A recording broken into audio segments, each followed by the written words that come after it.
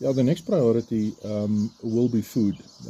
Even though you will not die within hours or even days after a disaster and you don't have any food, food is definitely necessary to keep yourself going and to make sure that you've got the energy to achieve all your desires or all the things that you want to achieve.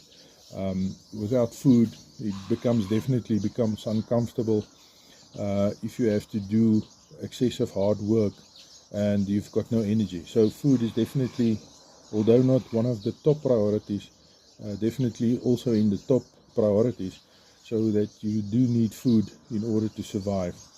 We all know, like I've said in the past, if you look at my physique, I don't look like that because I'm a regular faster, but food is definitely a priority in my survival. So yeah, and I think that's the thing with a lot of us, is that food is the thing that we all need, although not, like I said, not the top priority, but definitely also one of the priorities that you need.